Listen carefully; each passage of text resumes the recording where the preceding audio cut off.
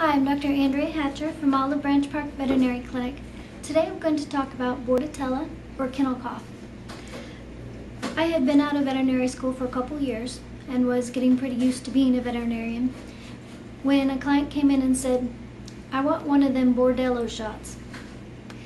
And I was still green enough to not know what he wanted, and I had to ask one of the veterinary assistants why she was giggling and what he really wanted. For those of you who are still as innocent as I was at that time, a bordello is a building in which prostitutes are available. It's also known as a cat house. What the owner really wanted was a Bordatella vaccine. A Bordatella vaccine is also called a kennel cough shot. Kennel cough in dogs is caused by a bacteria called Bordetella bronchoseptica. It's also sometimes caused by other dog viruses. And interestingly, a relative of Bordetella bronchoseptica called Bordatella pertussis causes whooping cough in humans. And whooping cough in humans has been making a resurgence fairly recently in some parts of the country. Kennel cough is a pretty accurate layman's term for Bordatella. This disease causes coughing in dogs.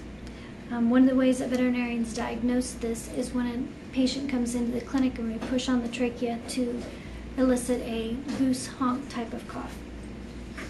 The kennel part of the kennel cough name comes from the fact that this disease spreads quickly in kennels, grooming facilities, animal shelters, pet stores, dog parks, anywhere where there is a high concentration of dogs.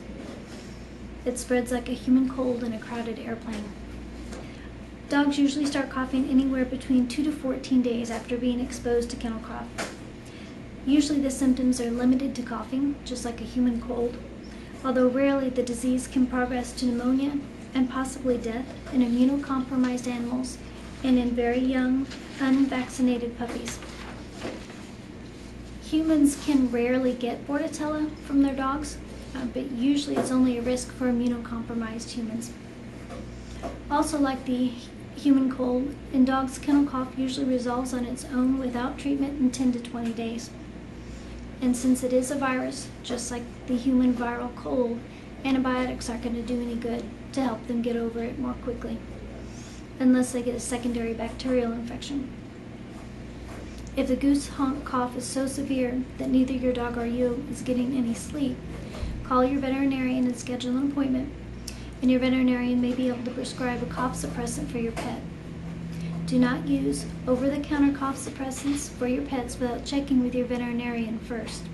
Some cough suppressants contain ingredients that can cause liver failure in dogs and cats if they're used incorrectly.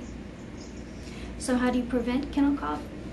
Some of the canine respiratory viruses that can cause kennel cough are in the canine distemper combination vaccine that your dog should get every 1 to 4 years, depending on the brand that's used. Additionally, most kennels, grooming facilities, dog shows, and dog parks require at least a yearly Bordatella vaccine, if not every 6 months. If you find one of those places that does not require that vaccine, don't use them.